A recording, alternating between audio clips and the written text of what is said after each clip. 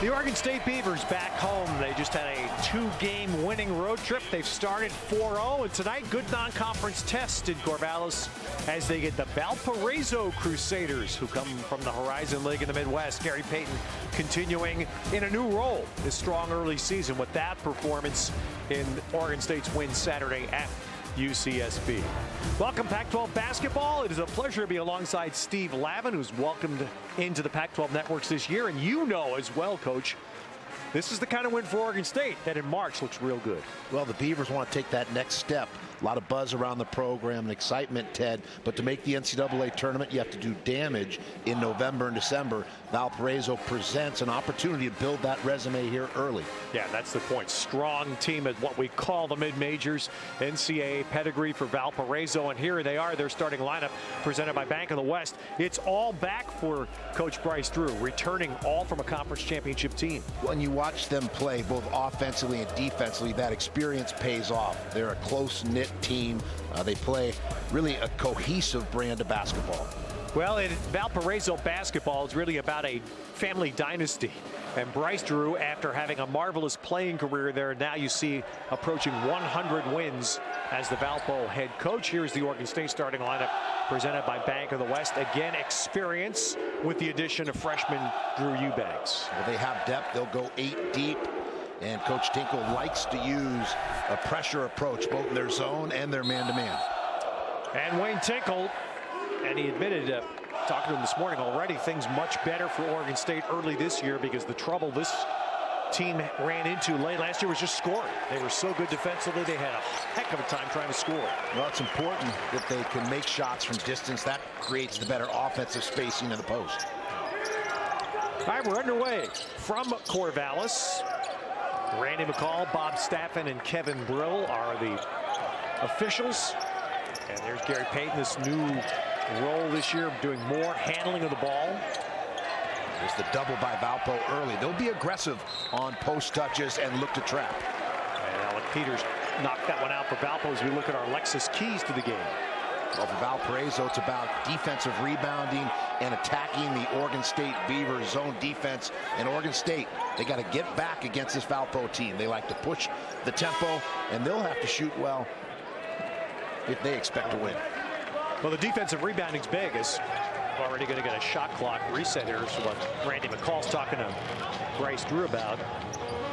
But Valpo played in Eugene Tuesday night, and Oregon had 14 offensive rebounds. Yeah, that's the area that Coach Drew feels they have to address and clean up if they're going to be successful this evening. All right, so now the decision to stay with that late clock, quick shot missing by Oregon State. Here's early offense. You'll see them move with good spacing, good ball movement, the draw and kick game as well. Nice block. Now that gets Oregon State going. to Vivier back. This has been a little change here. You see 11 to Vivier having to play a little bit differently this year, Steve, off the ball more. Trying to expand his game. There's that double team. We're going to have to get the ball out of those traps quickly and reverse it to the backside for open looks. All right, down to late clock again. This time Morris Walker launching. Well, first 2 possessions, not what Coach Tinker would be pleased with.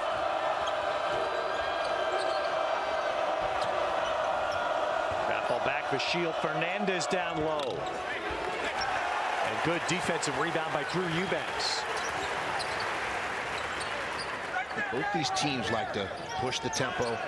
Wow. Well, that's be interesting. Gary Payton could add that dimension to his game. Would that be something? So instead, it's Valpo trying to answer. That miss coming from Keith Carter. And out of bounds, it'll stay to the Crusaders. Well, Coach Tinkle giving Gary Payton the green light, the Emerald City green light. Payton scored 17 a game, but not the outside shooting element. No, he likes to drive the ball, get on the glass. An excellent offensive rebounder for a guard as well. Good post defense by the Beavers there. And Eubanks creating a turnover. The staff is high on Eubanks' ability. Still has to mature his game. Some nice back cut. Yeah, and Morris Walker contested. Foul on Valparaiso's big man senior Vachil Fernandez. Here's Olaf stepping off the block, and the ability there to drop that dime. Oregon State's bigs are comfortable facing on the perimeter. So Langston Morris Walker, he's one of the few holdovers from the Craig Robinson era. Played a decent amount of basketball now in his senior year out of Berkeley, California. Well, that was the first possession they got a shot where they were attacking the rim, Ted, and as a result, they get to the foul line. Now you have to convert from the charity stripe to pay it off. All right, Morris Walker gets the game's first point finally. And you saw Valpo with an early sub. Shane Hammink, 6'7" junior from the Netherlands. On the floor wearing number 11, bottom of your picture.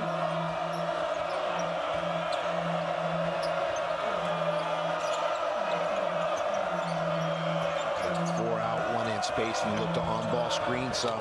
Nice job. Hammink got all the way in, just didn't finish. And there's a ball flipped away from DeVivier. Great look. And another rejection. Eubanks back to deny Hammink's Valpo attempt.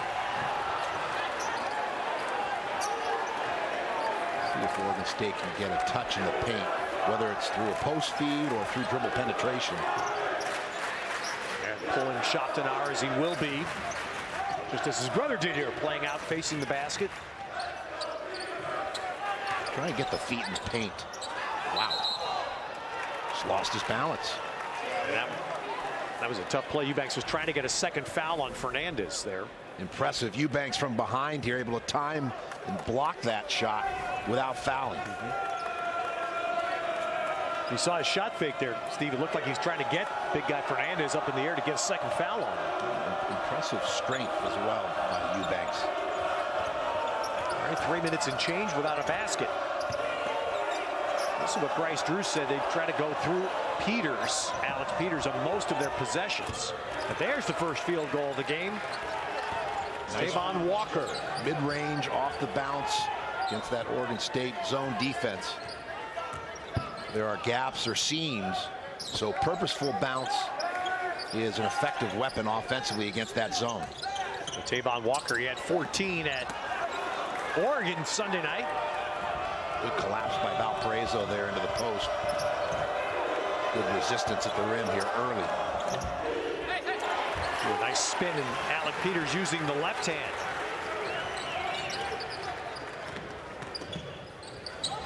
Payton going right, but the pull-up with the left. A nice pace as he pushed the ball. He probed, explored opportunities.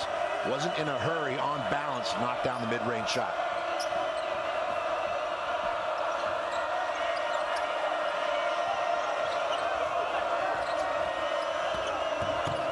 Hammink. Well, he's right there. While we watched 4 minutes, you could tell he's a little aggressive. It cleans up the garbage. Gets an easy putback, pads his stats in terms of rebounding one of his own misses.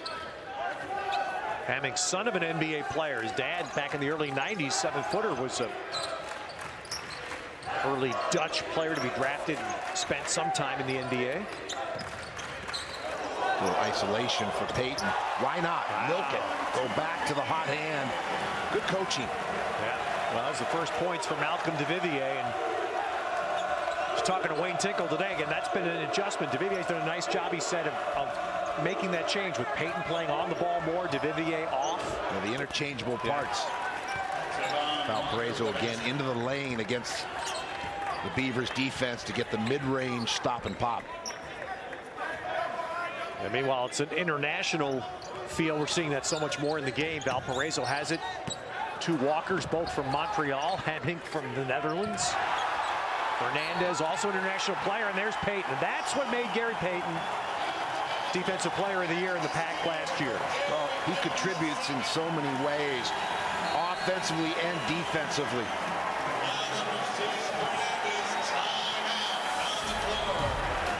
So a quick look. Well, the hands of the Steel Master, Gary Payton, and one.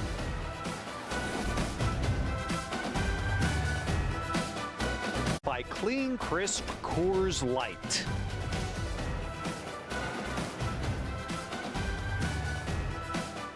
right, this is a busy week. Everybody's playing basketball somewhere this week. A lot of people are playing in these fancy spots. Steve Lavin knows all about that. But look where the Pac is standing. These are 5 top conferences and measuring percentage, Steve, and especially I like that against the Power 5. Well, it's so important. You know, this is a mix here of different leagues in November and December, and the most successful conference of any in NCAA basketball is the Pac-12, and versus the Power, the 5-2 record important. And this is another example tonight for Oregon State where they can help the league. High tide rises all ships, and come selection Sunday, that's what the committee breaks down. These numbers, these metrics, the RPI, the strength of schedule, how you did head-to-head against the other power leagues. So there you see what Peyton has done so far this year, those gaudy numbers. And of course tonight you have Arizona State's playing Marquette. ASU, Bobby Hurley beat NC State last night. UCLA and Kansas playing over Maui tonight. So yeah, big games. And this is one again, Valpo. It's Valparaiso, and a lot of basketball fans remember the great Bryce Drew shot. But their basketball lineage has been pretty good. And Bryce Drew has had 2 NCAA tournaments in his first 4 years as the head coach. He's one of the bright young stars in the business, comes from a basketball family. Of course, his father, Homer, a legend, his mid-major coach and at Valparaiso, and his brother, Scott, as well at Baylor, an outstanding coach. Oh, nice reversal on the corner 3, knocked down by Peters. Well, that's the range he has. Unusual skill set, that Euro style. A big man that can step away, has the size to see over the top for shooting, but also playmaking. He's the heart and soul of this Valparaiso team. There's Trace Tinkle, excuse me, in for the first time for OSU. As Walker clears the rebound for Valpo. They look to push the pace. And they got another good look, and that's Victor Nickerson knocking down the 3. And that's what Valpo, they shot 32 threes, Steve, more than half their shots at Oregon the other night. And they look for that opportunity off the rebound, off defensive stops, transition, early looks from the three-point line. That's another example. Shoptenar, this is what he can do. Oh, look at Peyton Scott. One of the better offensive rebounding guards in America. Unconventional. You don't always see a point guard being such an excellent offensive rebounder. You know, the great trait for doing that, as well as being a defender, the length of his arms. Wow. When you see it, it's crazy. Well, Coach Tinkle allows him, gives him some freedom to crash the boards. That's going to be a foul on Malcolm DeVivier. Oh, good draw and kick. The high pick and roll. And the quick ball movement, hot potato. Excellent pronation in the wrist. I like the release, the backspin. Important that Oregon State gets back, gets organized defensively, and identifies shooters in transition. Oh, they're right there to give up that shot off the inbounds. Ooh, Wayne Tinkle not going to be happy with that. 5 starters returning. You see that they're hitting on all cylinders. You know, they work well in concert, both offensively and defensively, because of the experience they've had.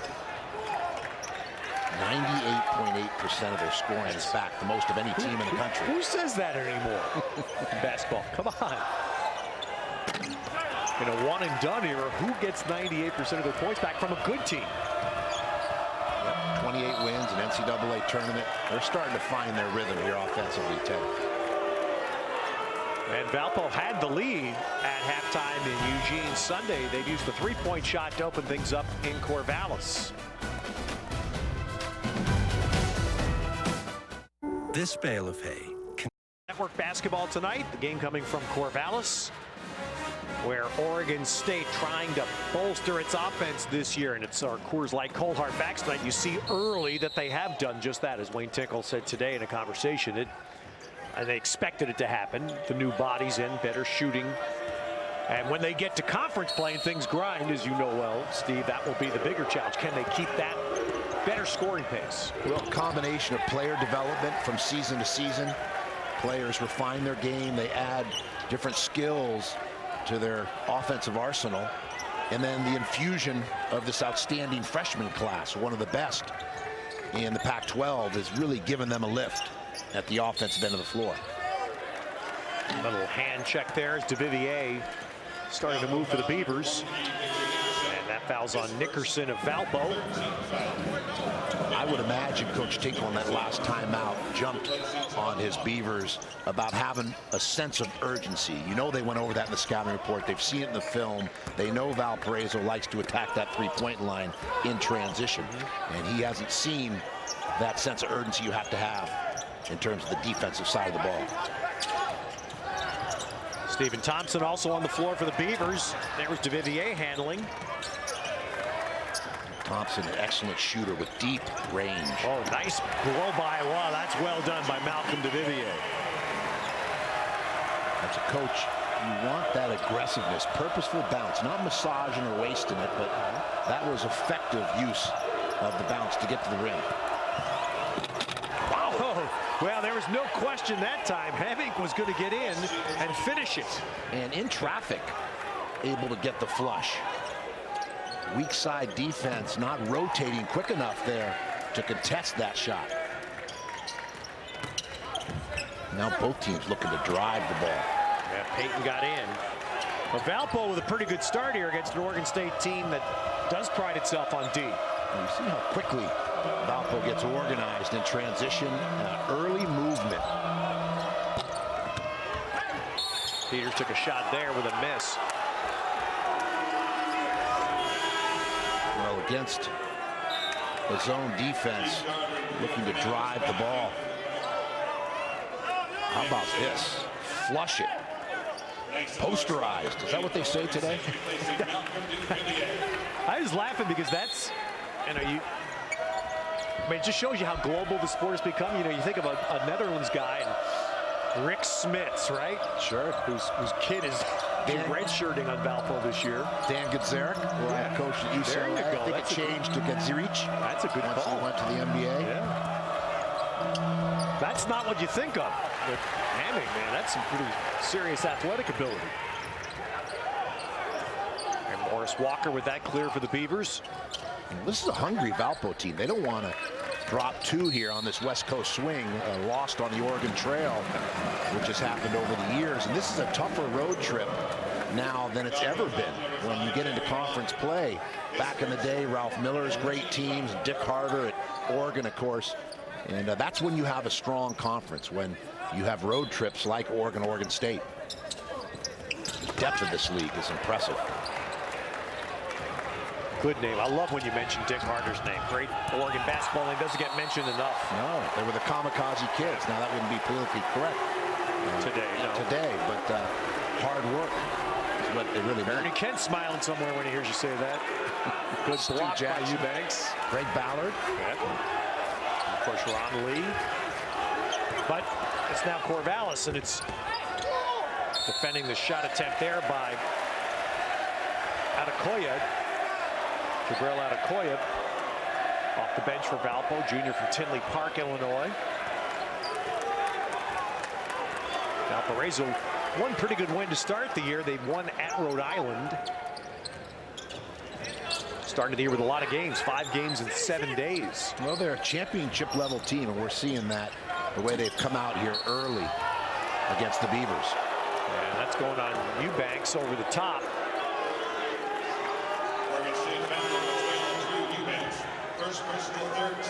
So 3-team on the Beavers. Eubanks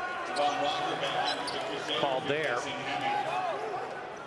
Of course, the Beavers coming back. They had an interesting trip. Went to Houston, Rice, Thursday, then Santa Barbara Saturday. Got both those wins on the road. Shot lights out at Santa Barbara against the Gauchos, and they haven't been able to tickle the twine from long distance here early. But they have some capable hot hands on the floor.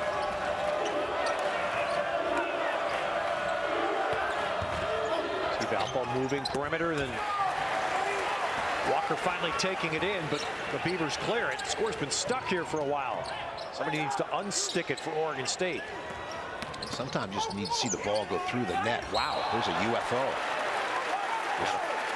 Foul crashing in Tinkle goes to the rebound, was fouled by Tavon Walker. Fortunate because he just whistled that shot over the rim.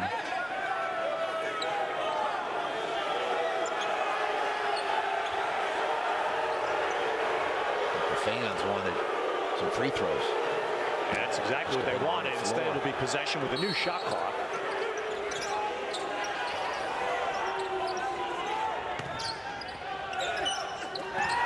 Tinkle inside, taken from him, and then batted away by Payton. Man, you cannot. Valpo's already learned it. You cannot be certain of that ball whenever Gary Payton's on the floor stalking you.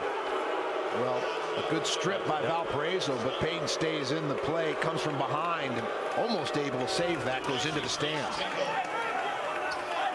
And while all that was going on, you could see Wayne Tinkle was kind of working it over. He thought, as many of the fans at Gill thought, this guy should have been on the line. This Valparaiso team collapses very quickly, like a Venus flytrap or an accordion. When the ball goes in the post, they will double quickly.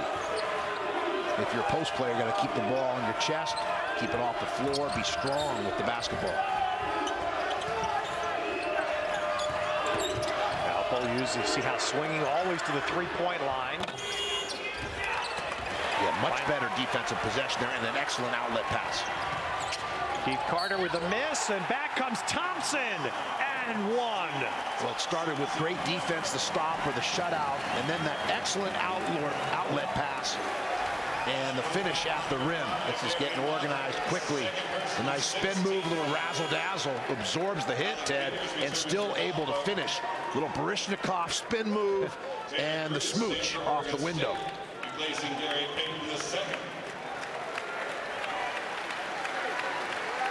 So look at what Stephen Thompson has done to add to the Beaver offense. Part of this, really, everybody at Oregon State basketball spent all last year anticipating the arrival of this group, knowing what it was going to mean.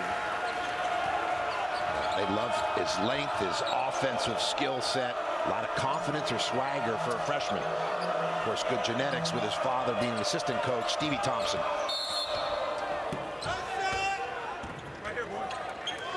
All right, there'll be a foul here as we go to break. In Corvallis, under 8 to play in the first half. Valparaiso holding the lead by 4. Time report, Arizona State, as we referenced, playing Marquette tonight in Brooklyn in a big game. And a preview of UCLA and Kansas coming from Maui. All right, a look at this much anticipated freshman trio.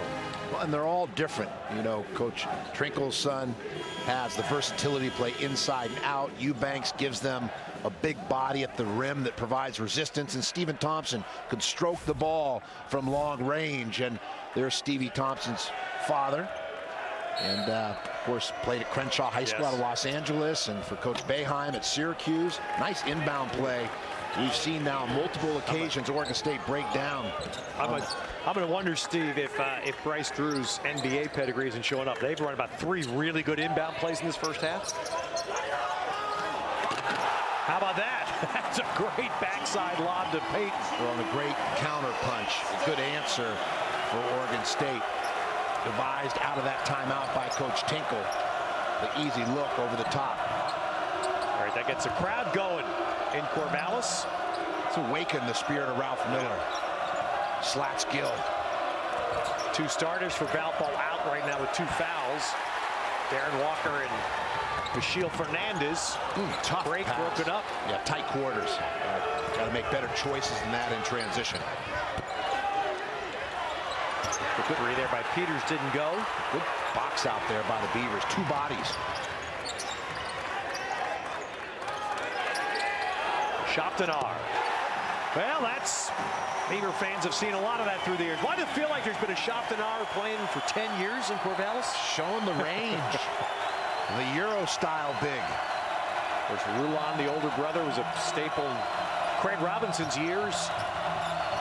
Olaf now knocks down his first 3. That's his specialty. Boy, nice blow by, and Keith Carter with a finish. Well, again, the help side not quick to react. Whether you're playing zone or man, you have to have vision and be ready to help off dribble penetration. Too easy. No resistance there at the rim by the Beavers.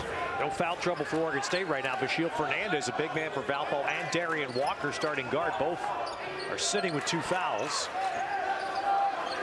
See Oregon State trying to go high-low, alternating their 4 and their 5. That's an excellent pass, just couldn't finish. Actually, Fernandez back in the game. You see him for Valpo, big man number 14, running down into the paint. You see how quickly they collapse. We talked about the Venus flytrap or the accordion. So big men have to be ready to make a move, and then when they do get a catch, put it in the vault, right? It's a safe deposit, right? You got to secure that basketball. Hammink. Back tap, and Valpo. There they are. Their offensive rebounding nets them 2. A hungry Valparaiso team. Coach Tico won't be proud with the defensive effort at the rim in the basket area.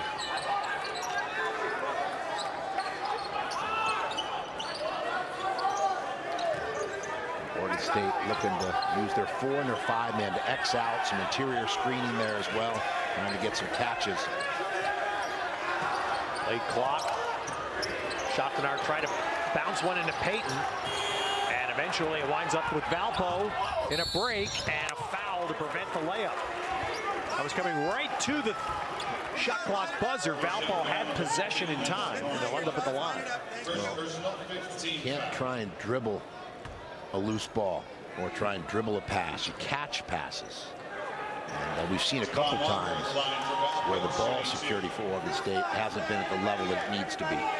That'll be something addressed at halftime by Coach Tinkle. So you see Walker's numbers. And he had 14 at Oregon the other night. Coming out of Montreal. Not necessarily a recruiting hotbed for basketball, is it? No. Yet they found a couple players. He didn't make many trips to Montreal, but that doesn't mean not for basketball. It's become worldwide, so it's getting to the point where it's a global game.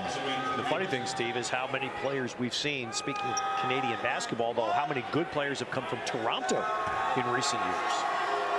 Dwight Powell, who was in this conference, was standout at Stanford. Of course, Wiggins, who was a #1 pick. Basketball, similar to soccer, Bennett has just picked up a popularity. All right, so Valpo by 7 as we wind towards 4 minutes in the half. Speaking of Toronto, DeVivier. 2-3 zone by Valparaiso. See an Oregon State try and distort this zone defense. There's that interior screening. They're in a little stack. Very effective for the N1. Chance for an old-fashioned three-point play, Ted. They overloaded one side of the floor against that zone in tandem. And similar to playing tag. Just try and get yourself to an opening. You see that nice screen. Help your partner get open. Good look from the perimeter to the inside. Well, that's big basket by Tinkle because it also draws another foul on Fernandez. And so Bryce, you can see Bryce Drew there talking to Fernandez on the bench. Has to take him out of the game. I asked Bryce Drew that very question this morning about, being an NBA guy. How much, he goes, I try to play man. I try to stay in man. Whoa! Great setup, and Payton just couldn't grab his seat. Ending up right there with his dad. Well, going up the ladder, showing the vertical jump. You like to see a player grab it with 2 hands, control the catch if possible. I like the 1-2-2 full court press. Just a different look to try and slow down Valparaiso. Already forced 1 turnover.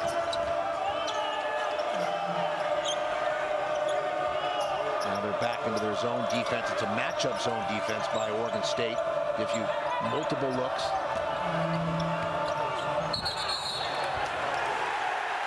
Much better help defense by the Beavers. Yeah, that's a big difference. Drew charge. First time we've seen that.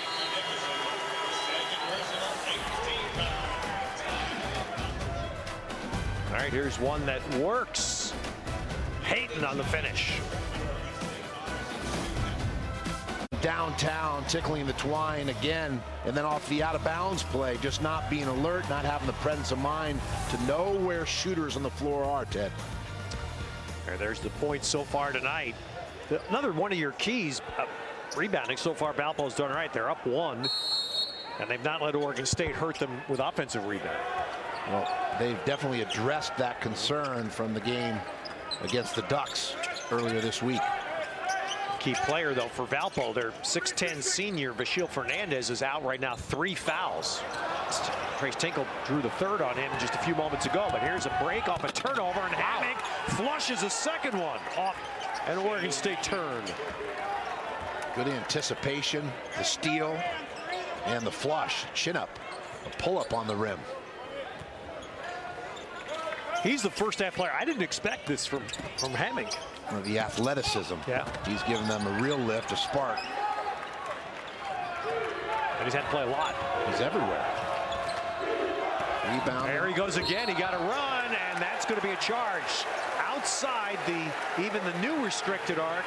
Korsavich was there and planted and drew the charge. Good push. Able to elevate, go up the ladder, and here just carried away, but better help defense by Oregon State. That's the glory stat there. Put your body in front of an oncoming offensive player, give it up for the team.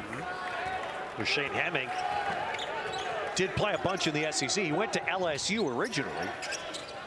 Spent a couple of years there. I'm guessing he played for Trent Johnson. Yeah, no stranger to competition or tough environments on the road. So a transfer that has 2 years, this year and next, to play for Valpo. Nice maneuver inside, and Payton just shoveled it off the back iron. Oh, there. Boy, that was not good defense at all by Oregon State. Wow, Eubanks peeled away in the lane and let that finish. Well, again, the poorest defense at the rim. Coach Tinkle, a very intense competitor. He will not stand for the Beavers playing that type of defense, zone or man. That's probably why he's calling a timeout here. Yeah, that's frustrating, because that finish was way too easy for Valpo. Well, you've got to stop the ball first. And Valpo probing, investigating, a little hesitation, but there's just no one there with, again, that sense of urgency or alertness to stop the ball, see the ball, rotate to the ball. The ball scores. Victor Nickerson on that finish. Don't forget, Kate Scott will join us at halftime for the State Farm Halftime Report and updates on everything going on. A close one for ASU right now. They're tangled up with Marquette in the championship of A tournament. There are 7,000 of them, so I have stopped. My head is numb trying to keep them all separated. Well, that's something we got accustomed to seeing last year, and it's a great thing for Oregon State basketball. One of the greatest players, not just in Oregon State basketball. He's one of the greatest to ever play in this conference. Well, and played for the legendary Ralph Miller when the Beavers had it rolling.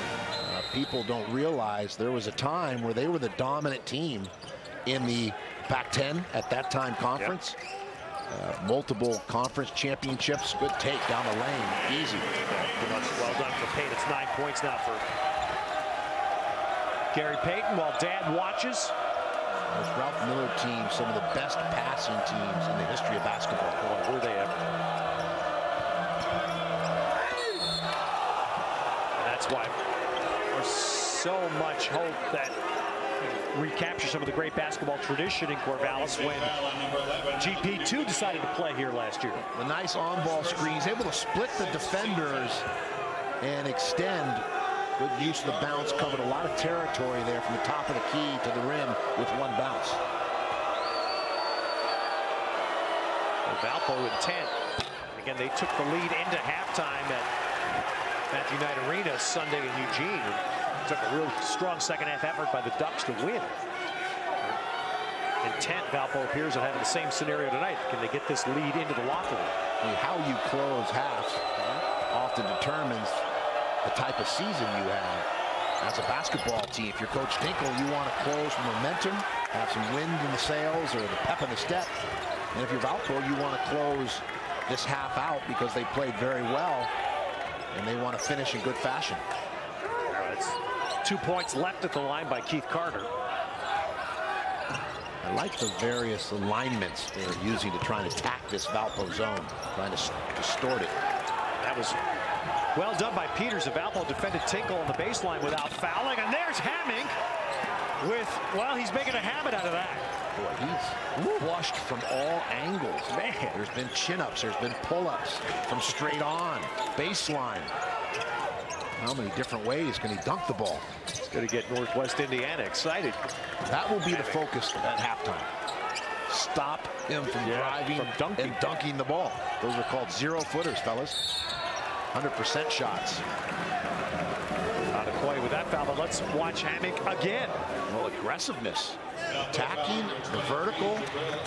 Wisely goes to the other side of the rim. I think GP the second wanted a traveling call, but he just covered a lot of ground there. Yeah, he's halfway to a career high at points, 16 with 8 in the first half tonight. But again, here's a guy that played almost 50 games in a power conference at LSU before leaving and moving to Valparaiso. What a find he is for Coach Drew. Valparaiso, by the way, as you see DeVivier's numbers, it is a town, its own name, Valparaiso. It's in northwest Indiana, sort of between Chicago and South Bend. 30-second timeout called by Valparaiso. And great basketball country, which has been coached by the Drew family for about 30 years. Homer Drew was a longtime coach there. Handed it off for 1 year to his son Scott. Scott then went to Baylor. Homer came back, finished up a few years back and gave it off to Bryce. You see the vitals of Valparaiso, but of course Bryce Drew had the moment in the history of their school. And you broadcast that game. I actually was the screaming voice in the background on CBS when Bryce Drew made a shot at the buzzer in the 1998 NCAA tournament to beat Ole Miss. Now back then Ole Miss was a really good team. Rob Evans coached them. They were ranked, they were seeded 4th. Valparaiso was 13th, and Bryce Drew, and the point you remember, Steve, you were coaching UCLA then. Bryce Drew was recruited by big time schools. He had a chance to go play at virtually any big D1 school he wanted, and he chose to play at Valparaiso for his dad. Well, the lineage of teachers, basketball bennies, as my father would say.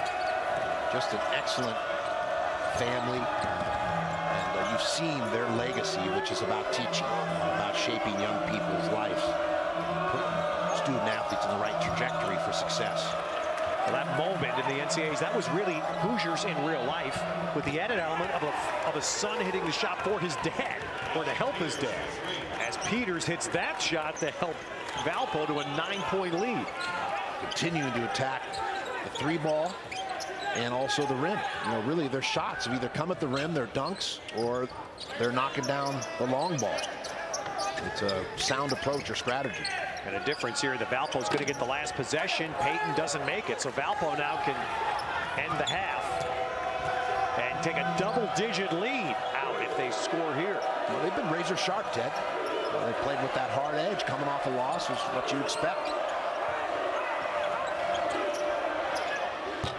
Carter miss, long rebound, nope, doesn't go by Peters.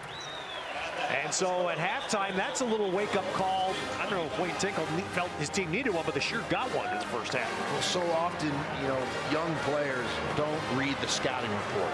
Know the Oregon State staff. One thing that does jump out, and this is a cautionary thing, I'm sure, Steve, as a coach, you watched for this, that I've seen this with some other high-profile players this year. In the first half, you look at the stat sheet, just a number.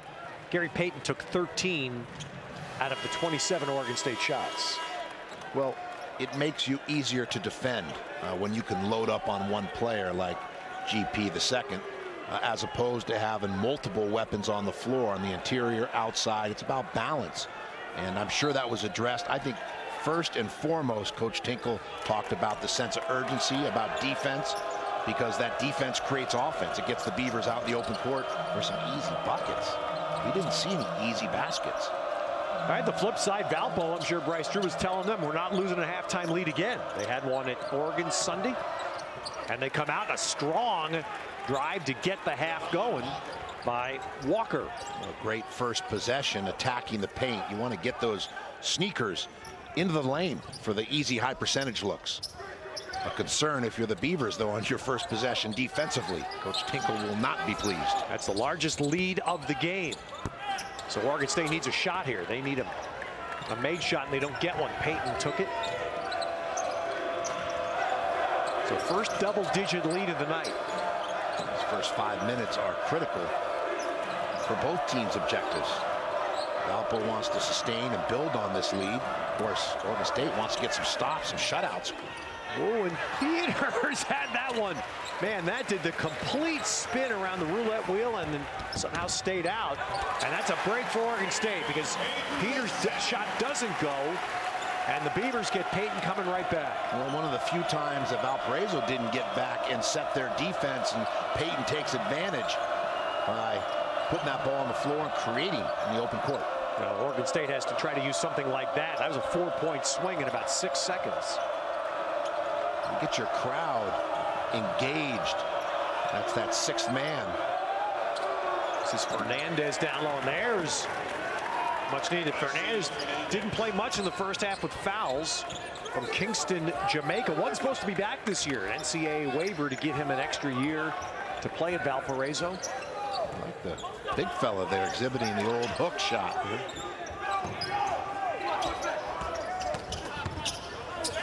There's Langston Morris Walker with a miss. Off balance. Ill-advised shot. And Walker back with a push for Valpo. The ball doesn't touch the floor very often with this Valparaiso team. That's a great call. Look at that one. That was not what you would call spacing. Valpo with two men standing next to each other in the right wing. And there's going to be a charge. Morris Walker called.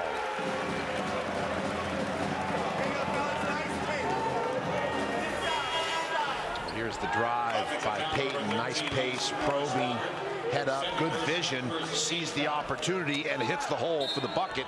And then here's the big fella, Fernandez, showing that hook. Yeah, going over Peyton. Big advantage. He took it. Achille Fernandez, there is playing on the block. Korsavich, a bigger player, been put in by Wayne Tinkle here to defend him. Coach Tinkle searching for some combinations, trying to find something that they could build off, create some momentum here, something that will be a catalyst. Carter trying to finish that one-on-one move. Schoptenauer clears. Wow, and that's going to be on the Oregon State big man, Rakorcevic. Looked like he was just posting up the way you teach. Get to the rim, be demonstrative, show those target hands, ask for the ball. He must have felt he was dislodging the defender. Yeah, that's the magic word this year, as Groucho used to say, the secret word. George Feminine, wasn't it? Exactly. The word of the day. Dislodging is that's the word this year. So you see that Wayne Tinkle went to his bench quickly again there. You got Stephen Thompson in the game, replacing Morris Walker. I'm just glad we got Groucho into the broadcast. You know, the ball doesn't touch the floor, but when it does, it's purposeful bounce, either to get out of trouble, create a better passing angle, or take it to the hole. Otherwise, that ball is being transported through the air. Inside, and there's Fernandez. Well, there's a textbook possession by Valparaiso. Ball movement, end up with a layup late in the clock. Schoptenauer. And Peyton bats that rebound out. A second tap. Thompson to the floor, and Valpo out with the ball. Opportunistic presence of mind to kick it up ahead. And there you saw Walker flaring. Everything there was looking for the three, but instead Peters rebounds, and he'll be at the line for Valpo. And Oregon State fans, you can hear how upset they are as Valpo's broken this out to its biggest lead. Well, a late on-ball screen, good separation by Fernandez from the defender, and then able to get the easy look inside. And then here on the offensive boards, Peters, the heart and soul. This team is playing with that hard edge, and what that means, what that translates into is a sense of urgency. It's as though it's a late season game in February in conference, or a postseason conference tournament game, but here in November. And that's what teams do when you're coming off a loss, if you're a championship level team. And Steve, you make a great point there. I hadn't thought it till you just said. That's the other element that comes into play here. When you play Valparaiso out of the Horizon League, they're used to one-game pressure because they can go undefeated during the regular season and still have to win their conference tournament to get to the NCAA. It's a good point. They've come to Corvallis and extended out to 15 in the second. Beautiful pass by Morris Walker. Yeah, over the top, precise and on time for the easy flush. Gary Payton the second. Well, they need a little more of that, Oregon State, because sometimes you look at stat sheets and try to find meaning in small numbers. Oregon State has 3 assists tonight. That was one of them. Yeah, they're only just 3. They're out of sync, and they're facing a veteran team that returns 5 starters and 98% of their scoring, and a championship team at that that's hitting on all the right notes. The cohesive brand of basketball, both offensively and defensively, Valparaiso tied together. All right, so out of the timeout, Beavers trying to dig their way out of a deep hole. 15.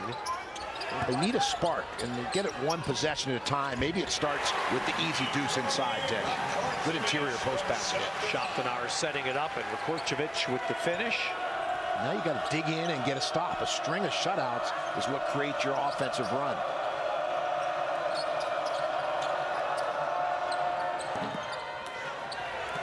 Peters with that one rattling out.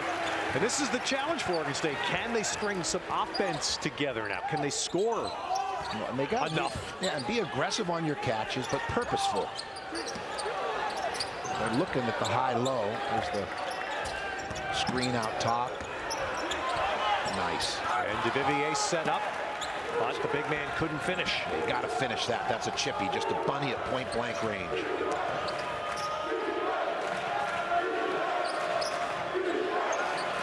See Valparaiso, they really play with a nice pace, never in a hurry, probing, investigating. Trying to enter it to Fernandez, broken up. Trace Drew said something today that I rarely ever hear in college sports. He said it was very nice of the NCAA to grant Fernandez a 4th year of eligibility. And they had to stay with that case. You know, it was, I think, in the middle of the summer when they finally got word he was about ready to move on to a professional career overseas. But got another year, a reprieve from the NCAA. Shield Fernandez already has a master's degree in international commerce and policy. There's a foul. Thompson's move, and he's pursuing a 2nd master's degree. How often do we hear that? 2nd master's? That's refreshing. Back to Bill Bradley or Pat Hayden, right? Yeah. A couple of GT academic All-Americans, great athletes, but also scholars. So Stephen Thompson to the line for Oregon State. And that's, speaking of Fernandez, that's his 4th foul. And I believe this buzzer, yep, he's going to take a seat. So he's not been able to play the minutes tonight he'd like because of foul trouble.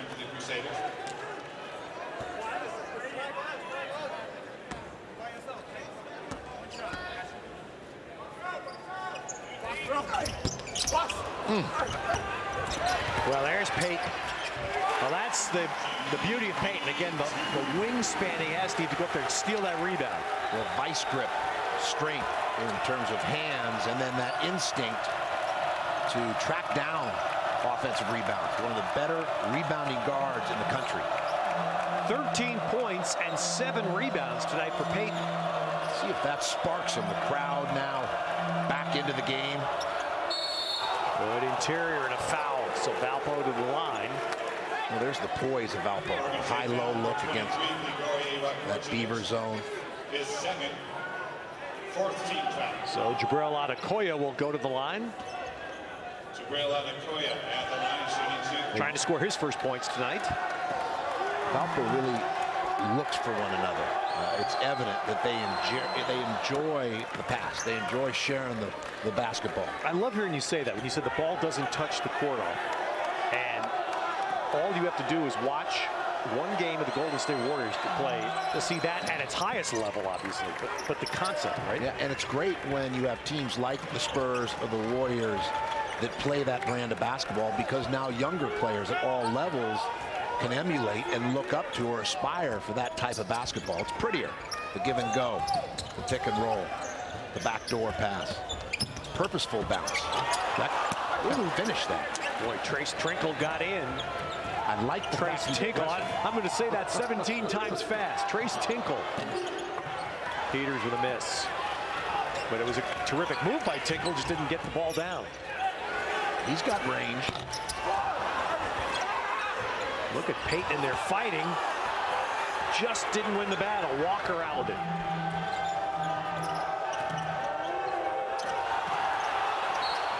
And that's going to be a foul. It's going to put Atakoya of Valpo at the line. Nickerson took it in and a little dump off. Well, again, when you look for one another, you put it on the deck with purpose. You draw help defenders, and now you share the sugar, and you get yourself to the foul line as a result. This is still a young Oregon State team and a program that wants to take that next step. These are the type of opportunities that you need to take advantage of when you have a Valparaiso or Gill Coliseum. And Coach Tinkle knows that. And yet he has to also demonstrate some patience with some of these younger players that are coming along. And there's expectations this year, which hasn't been the case in decades when you look at the Oregon State program. And it's something Wayne Tinkle's, Augustin Dugas, when he took over at his alma mater, Montana, that's an incredibly successful program. He understands, and you're right, it's a different level here with the pack. I like the look. They're trying to go inside to Payton. Again, get creative, posting up your guards. He play makes well down there on the block. Oh, look at that. Look at Hammink with the shot fake three, and then he drives right through the team. So guess what happens? Wayne Tinkle says, stop. Well, there's no doubt that will be the emphasis, Ted. Let's get some stops or shutouts. Biggest lead of the night for Valpo. It has been Valparaiso night. You see them up 17 with 12 and a half approximately to play. They've taken up a 9-point halftime lead, extended it, although neither team is shooting a blistering percentage. One of the hardships that Oregon State is looking at, not just the 17-point deficit, but also two of their players out right now with Gomez and Reed, and they're upperclassmen, so they're missing that veteran element, someone else to help a Gary Payton II in a comeback like this. Now, there's no 17-point play coming out of that timeout. Coach Tinkle is saying, let's get ourselves the foul line, get ourselves a good look down low, get to the bonus, and start chipping away possession by possession. There's a foul. Yep. Derek Bruce in the game. Saw him there driving four, and a couple of changes, I think, because of that defensive lapse by the Beavers just prior to the timeout. Well, it's tough because you feel the anxiety of this, young Oregon State team, and you tend to get flustered and try and get it back too quickly, and then you just dig yourself a deeper hole by taking quick shots and teams running out and scoring on you, and they put more distance between themselves. And all right, Payton gets in there and draws a foul. The previous foul was on Tavon Walker. So here's another one, and hopefully Oregon State, they're hopeful at least they can get some fouls here, maybe get themselves some easy points. Clock stopped points. Exactly. You make a couple free throws here, now you can set your defense and try and get a string of stops or shutouts, and that's how you crawl back gradually into a game. One more. Yeah, we're in an era of basketball where so many teams can use the three-point shot as a weapon. If they can get a hot streak, you can quickly narrow a game. Now, Oregon State, I'm not sure if they're there yet. No, you have to get some stops or shutouts, which lead to runouts. Offensive rebounds is another way to crawl back into the game. Now you have to convert from the foul line when you get the charity stripe opportunities. So it's 14 points now for Payton. Valpo set up Peters, his shot fake, takes it in, and that's going to be a charge. Great defense. And again, positioned just outside the new arc. This is textbook, Ted. Stephen Thompson there to take that charge as we get to timeout. Tonight, Arizona State went OT, fell by 5 to Marquette. UCLA still to go with Kansas, and Washington State, Josh Hawkinson. That's one of those sleeper guys, man. He is so under the radar in this conference, Steve, but a real good season last year, Hawkinson. Yeah. Ernie Kent and the staff at Washington State high on his work ethic, his leadership, and just continues to develop or refine his offensive skill set. Big double-double numbers there for him as well. Now it's a interesting time of the year, Thanksgiving, a real collision between the wind down of football season, the ramp up of basketball, and so many games going in so many places. And there's a nice start. Tinkle worked the ball open to him to get a good three. Well, we talked about it earlier. You know, Tinkle needs to step up. Stevie Thompson, other players have to, you know, come to the party and be aggressive on their catches. Don't force, but be aggressive offensively. Valpo really using the shot fake well, but they just fumbled the ball and turned it over. So now Oregon State can knock one down. They can start to feel it in Gill. See if they go back to Tinkle to try and milk the hot hand. Peyton, nice drive. Yep, so there's 5 quick points for Oregon State. Steve, it really looks like Valpo's going to take a timeout here.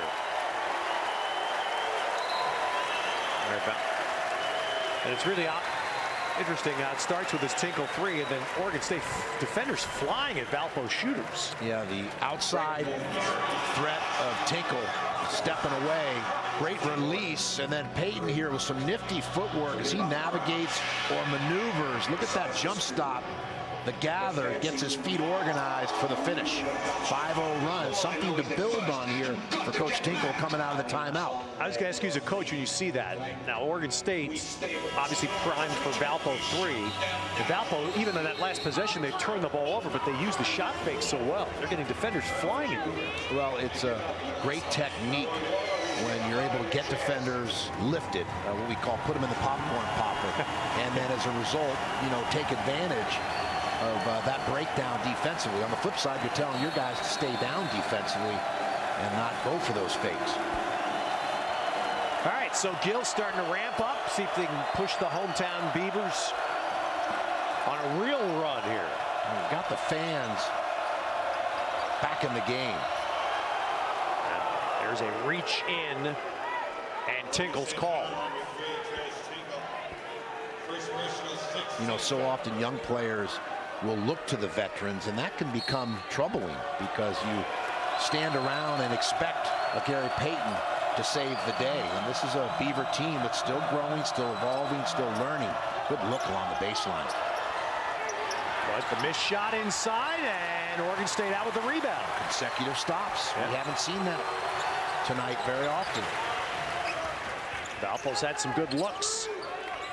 See, on each catch, Ted, you want to see offensive players aggressive with the eyes on the rim, still aware, finding open teammates, but forced it. Yep, Thompson missing. That was the first hurdle for the Beavers to see if they can get this under 10.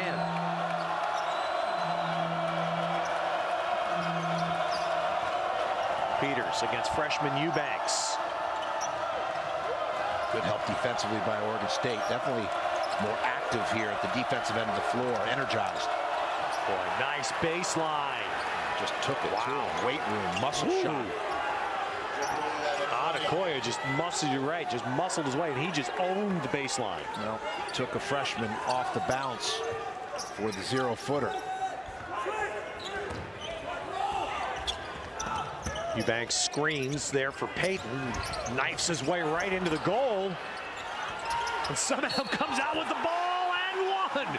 How does Peyton do that? It's what he does, Ted. We see it time and time again.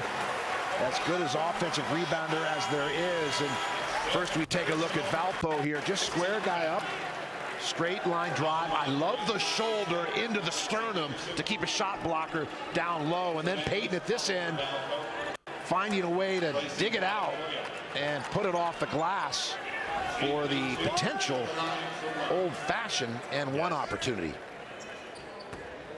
That's something. Peters with a foul. That was Peyton's 9th rebound of the game, and there's his 19th point. Now it's 10. They can get a stop here, get it inside of double figures. Reach in foul on Thompson. That's going to start now. Valpo, every lead team loves this. If they're a good foul shooting team, you love it, because now they're going to beat the line. That's 7 on the Beavers. 17 foul.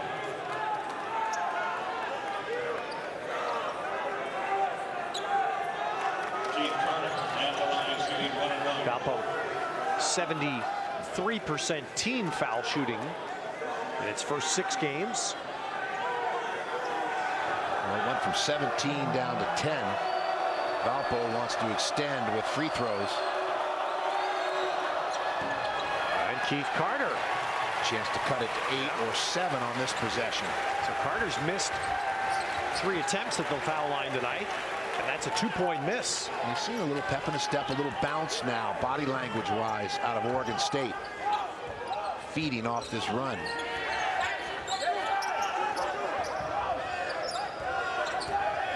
Trying to overload that Valparaiso zone here. Derek Bruce with a step back, long rebound, knocked away from Eubanks. Hammink got in there, took it, and Payton picks his pocket, and Hammink fouls. Boy, Payton is everywhere.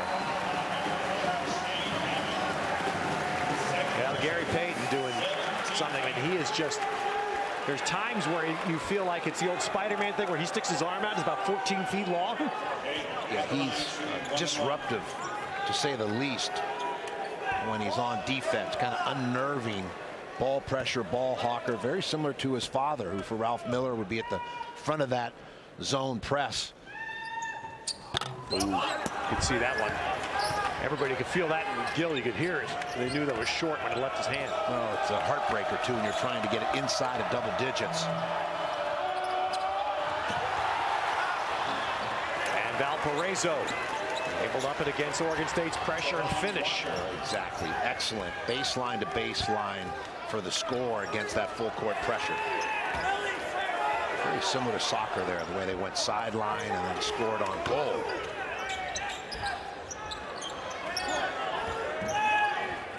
Walker with 13 now for Valpo after that basket. Payton spiked. Fernandez back in with 4 fouls, got it, and then Walker fouled the other way. So there's an equally big swing for Valpo as Vachil Fernandez spikes a shot.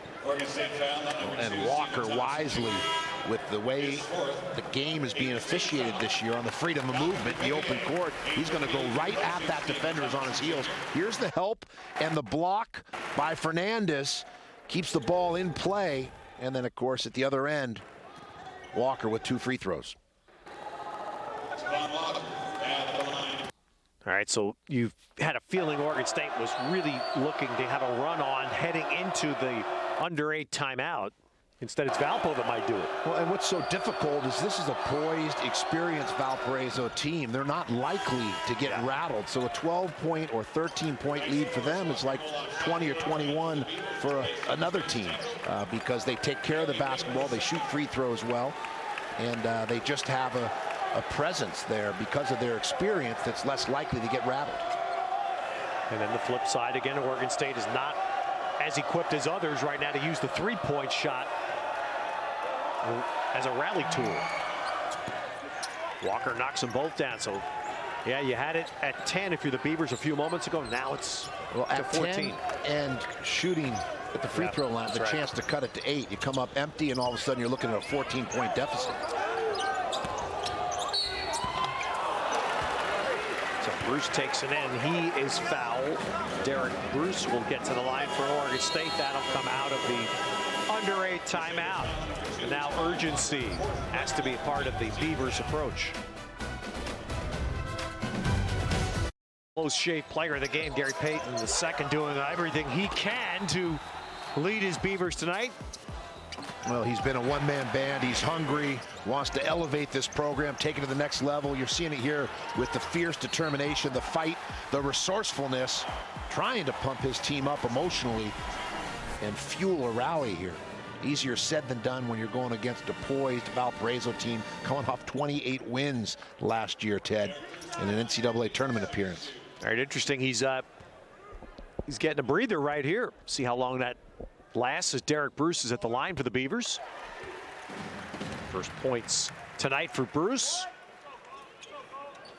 There are two players for Valparaiso, Bashil Fernandez and Tavon Walker, that have 4 fouls each. They are the two men with 4 for Valpo. Stephen Thompson has 4 for Oregon State.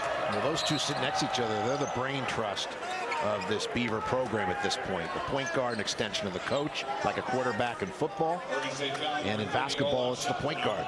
And the head coach would have to be on the same page. They're going to have to navigate through adversity, not just tonight, but over the course of a season. So it's important they're communicating and tied together. Right, Schaftenauer with a foul there for the Beavers. This is the last 1-and-1 for Valpo. Boy, what a release. So 7:52 to go, and they're going to shoot 2 on every foul. And watch the way the ball comes off his fingertips. You know, he lines the fingertips up well with the seams of the ball, and then watch the backspin. That's pretty. Wow, that is. Just bottoms. Such, and the great foul shooter sees how little movement there is, right? Exactly. Still efficient. Yes. You know, like watching Rod Carew or Ted Williams at the plate in baseball. Same in basketball. Look at this pronation in the wrist, the feathery touch. And you can, and that's the other part of it. I love watching foul. The best foul shooters to me almost always are still. Yeah, efficiency of movements, like the best putters. All right, so the Oregon State now trying to play some possessions here. Although Payton is back in the game. There he is, active again. So his out was very short. They've had some point-blank range shots that they haven't finished. And that's also one of the reasons they're looking at this deficit. Just some easy shots. Part of it's Valpo's defense.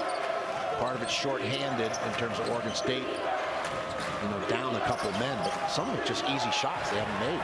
Dribble off the leg. Bruce out with it.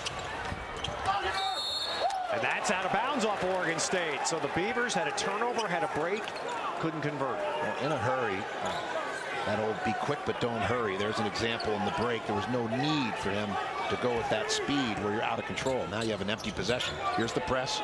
A little 1-2-2. See that soccer style. Sideline, skip passes over the top. And they're going to run their sets.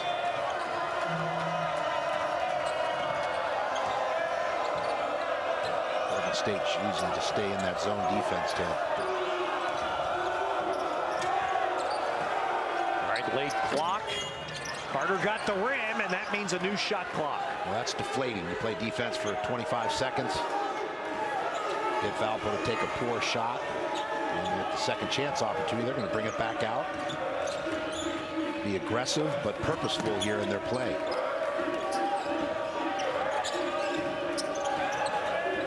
See the ball reversals. Once again, it's Keith Carter at the end of the shot clock. And a block shot.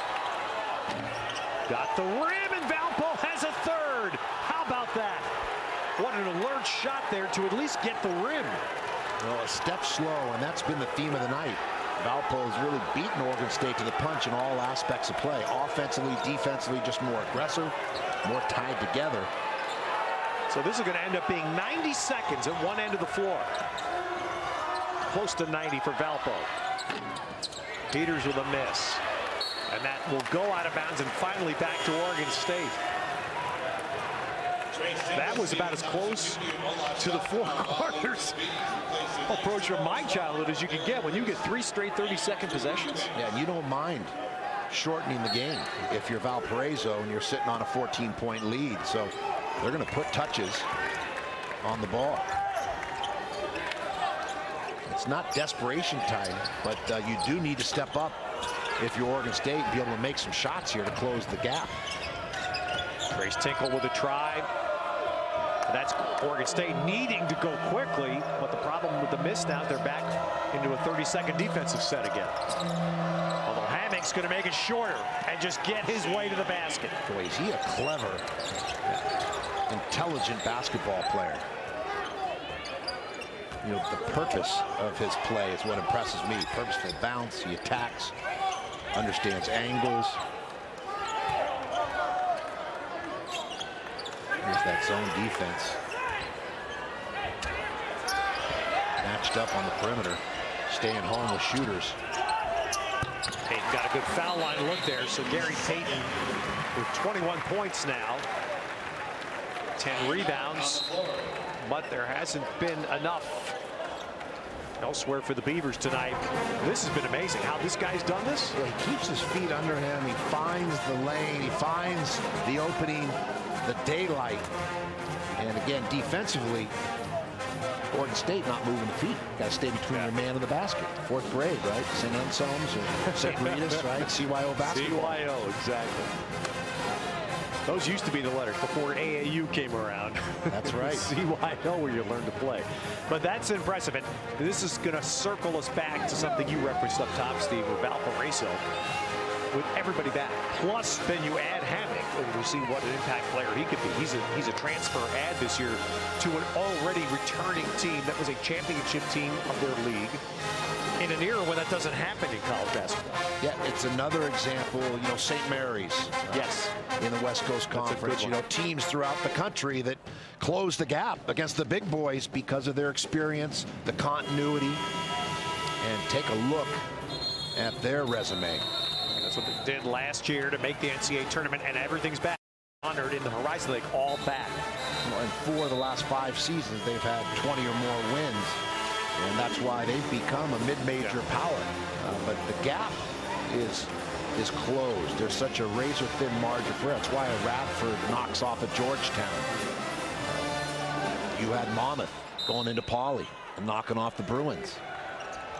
Just a different era. The big boys now no longer have that gap or advantage against the mid-majors. But again, I emphasize this, and it isn't just Valparaiso. It's a lot of schools that are in the same boat. They just can't play to go 9-9 in their league and be the 7th team out of their conference to get to the tournament. They have to win all those games in the regular season, then go win the one-and-out game in their own conference tournament. Sure. That's why they've got the sense of urgency in November and December, partly because they're a veteran team, a grizzled veteran team, a championship team as well. It's one thing to have experience.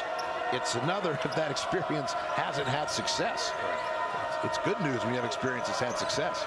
There are some leagues, and West Coast Conference has become one that can get 2, maybe 3 in a year, and not the Horizon League. They are a one-bid league.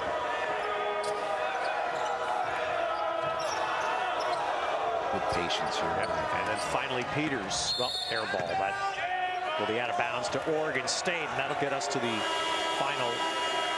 Bryce Drew there. You can see Bryce claiming the ball was deflected.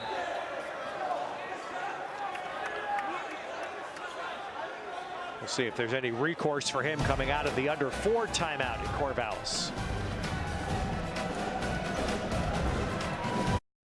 3:36 in Corvallis. Valparaiso poised to get a split of their trip to Oregon as we look at the upcoming Beavers schedule presented by Jared. There you see a couple of good games. LMU, Nevada with its new coach Eric Musselman. They're going to have some dog fights. And then Kansas, that's one. There's a real range there. I like the variety pack, the approach they're taking, the diversity to their schedule, because it allows some of these younger players to get their feet wet, to get baptized to big-time basketball. And that's what we're seeing on display tonight. And I know, Steve, as a coach, when you were at UCLA, you had these things, and it's something about other schools being willing. And there's a nice 3 for Thompson. Willing to play those kind of games. It helps everybody in the conference. Yeah, you need those tests. You need the report cards early. And also, as a league, challenge yourself so you can get more teams in the tournament come March. But it's a fine line. You need enough games you can win as well on that schedule. You can't overschedule and beat yourself up, not have confidence, not allow younger players to develop. Tinkle on the foul here for Oregon State. And I've always felt this way, being around the conference a long, long time, that Arizona and UCLA largely carried the banner of going out and playing. Now, they were teams generally equipped to do that. And I just feel when you have a team that has some experience to it, and you have a shot to go compete in a game or two, do that. Yeah, there's a progression. Everybody. That's what Coach Tinkle is building gradually. There's building blocks, stages to a program's evolution. He's trying to awaken the great Beaver tradition of Slatsgill and Ralph Miller and It's been a drought, but he's the man to take this program back up the ladder in the Pac-12. And I want to give a prop out to a coach in the conference, Johnny Dawkins. He's done that at Stanford. He went and played Sunday night at St. Mary's, and you know how hard that is to play there, and very few schools in the Pac will go do that. We did it my first year at St. John's. Came out Yes, one you of did. those midnight marathon events on one of the big networks. That's what I'm saying. You know. It's tough, and Randy Bennett is good a coach as there is in the West Coast. Nice Payton putback, and he sleuths on that baseline, and he is like a magnet to a loose ball. You're right, it's a knack, and of course he's had success doing it, so that fuels his desire to do it more often. The key here has been the defense. They just have not stepped up tonight to provide any resistance defensively. And that's an odd thing to say about the Beavers. Certainly didn't say that last year about them. Peters driving, charge. We've had a couple of blocks taken tonight outside the new arc. And once again, the strong hands, the gather, wisely keeps the ball off the floor, and the quick shot, the lift, the teardrop over the taller defenders. Yeah, Gary Payton gets a little applause here, even though the crowd's disappointed. They saw Gary Payton take the mop in hand. Be washing the backboards next, little Windex. Yeah, see, now if Oregon State could make a three here. The Payton dishing. Wow, Tinkle blocked at the basket. That was a good shot at an old-fashioned three-point play. Yeah, I'd like to have him finish over the top on that. Maybe gather and try and go up stronger in traffic. And that conversion right there could have made the last 2 minutes a little more interesting. Sure. They're going to allow Valpo to wind this clock all the way down inside of 6 seconds. Oh, there's a turnover. Now Valpo did run 26 seconds off the game clock, but come up empty. I think the takeaway from this game is it's clear that Gary Payton, Coach Dinkle, the staff, they're going to have to get some of these other players to step up and play with some confidence to join the party offensively. Yeah, Duvivier gets it down under 10, first time in a long time. Beavers have had it there. And I think offensive balance will be the other question. I'm looking at the sheet, 24 shots by Payton tonight. Well, that's no other Beaver has more than 8. Well, that's tied in exactly to the idea that other players need to start contributing and stepping up. That number of Payton, it's too high of shots in terms of high volume of shots. All right, there's a violation against Valparaiso. Now the 5-second closely guarded rule's out, but the 5-second you got to move the ball rule is still there, and that's what was just called against Carter and Valparaiso.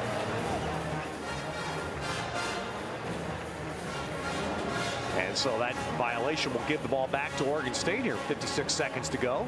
No, not quite out of the woods. That's what I'm saying. It's not closely guarded, but you got to move the ball. Now he's closely guarded. That's doesn't matter. 3, 4. It's funny because I was just joking with Steve off the air. The one rule elimination the officials to me have been unanimous in their love of is the 5-second closely guarded rule being taken out. Yeah, they felt it was a distraction. You're preoccupied, so focused on the count that you're not seeing with clarity or using the judgment that's necessary in some of the more important calls, like block charge. In that case, that was Carter just not doing anything with the ball. So Oregon State is still breathing in this one. They need some quick strikes here and then set their defense, and they're going to have to begin to foul to lengthen this game. Well, they go inside. Ooh, that's tough because you think here they just need a three-point shot. They had an attempt at a three-point play there inside. But well, again, some of these shots later in the year as they develop and they watch game film, they go back to work and practice, they'll be paying off with finishing and then stepping the line for the three-point play old-fashioned way. All right, so you had a fouled out player here in Rasheal Fernandez, and that allows Wayne Tinkle to steal a little timeout, as the need is for the team this year to promptly replace the disqualified player. All the part of the efforts here to keep the end of games moving. One more. Boy, that type of night, symbolic of the evening. They just haven't been able to get that rhythm or establish any flow offensively. Tinkle gets one. Took any foul here, and they go right away. Peyton foul, so it's 2 shots. But he fouled the right guy, Keith Carter. At least tonight, Keith Carter's missed all 3 of his attempts. You know, to a casual observer, someone may consider this a bad loss. They're uninformed because this is a very strong Valparaiso team. This is a team that could go to the Sweet 16 or the Elite 8. Now, with that said, what's disheartening if you're an Oregon State fan or your Coach Tinkle and the staff is this was an opportunity, a missed opportunity on your home court to get a quality win to help build your resume. Yeah, exactly. Well, Carter's... He's got to see if he can shake this and knock one down. He's 0 for 4 tonight.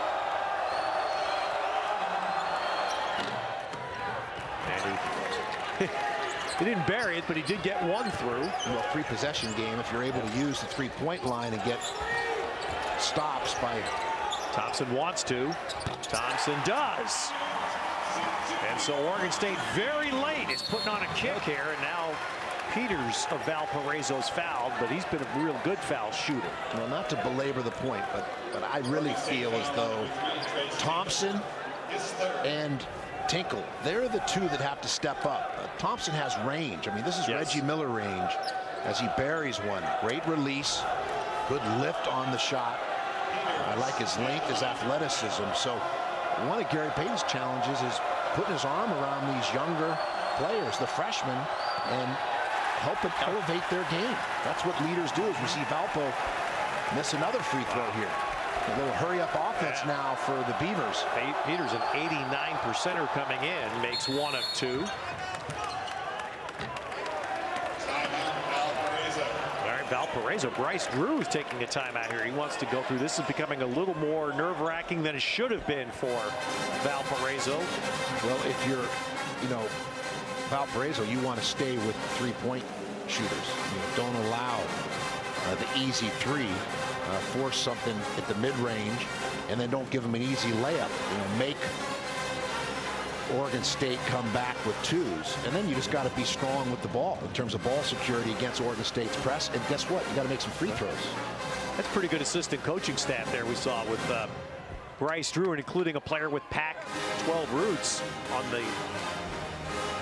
He's got the pointing there with his right arm. That's Matt Loddick. Matt Loddick was an outstanding Cardinal shooting guard for Stanford. He somehow survived playing 4 years for Montgomery. I don't know how he pulled that off, but Matt Loddick, he was a very good player on some outstanding Stanford teams that you went against at UCLA. Yeah, some top-ranked Stanford teams. Yeah. Teams that were in the polls and #1 ranked in the country. And there with the clipboard, and that's Roger Powell Jr., who was an outstanding player at Illinois. Yeah, with 2 really another great passing college team. players. Yeah. 05 lost to North Carolina in the championship game. D. Brown, Darren Williams, Luther Head, Roger Powell, Augustine, the center, could run like a deer. That was one of the better passing teams that we've seen the last decade or so. Bruce Weber, the head coach at that time of the Fighting Illini. All right, so now out of the timeout, here we go. You see Oregon State has no timeouts remaining. Valpo has 1, and he fouls a 2-shot foul. It's got to be quick here. Too slow developing. Nope. Need a quick hitter or something going to the rim. And they're trying to get Thompson outside. They do. And boy, that's a good fight to the ball. Carter got there to win that loose ball fight for Valpo. And I would second your notion there, Steve. That seemed like it. You just had something in the arsenal there that was going to get you a shot in 3 to 5 seconds. Yeah, a look at least. And maybe just flatten the floor at that point. Go 1-4 like North Carolina used to with a Phil Ford. Let Peyton drive, and then maybe the draw and kick if a defender comes to help. Now you got the 3 ball. If not, at least you have something going to the hoop, or maybe you can get fouled, stop the clock. The other part there is Hammink is at the line, and he's a miss. We saw Thompson on that shot. employ the weapon we've seen a lot, kicking the legs out as a three-point shooter, which this year a massive emphasis to the officials is to not call that. No acting. Now they don't want the Academy Awards. No Lawrence Three-point Olivier. shooters kicking his leg out and then being nicked and flopping to the floor to draw a foul. Ayton gets in there for the easy dunk. But Valpo will be able to secure these closing seconds. So it is the first loss of the season for the Beavers. But again, as Steve Lavin said, this is not a bad loss in terms of Valparaiso, an NCAA team, a championship team in their league. They had Oregon on the ropes, couldn't finish in Eugene. They do finish in Corvallis. Well, you know, Coach Tinkle, he's old.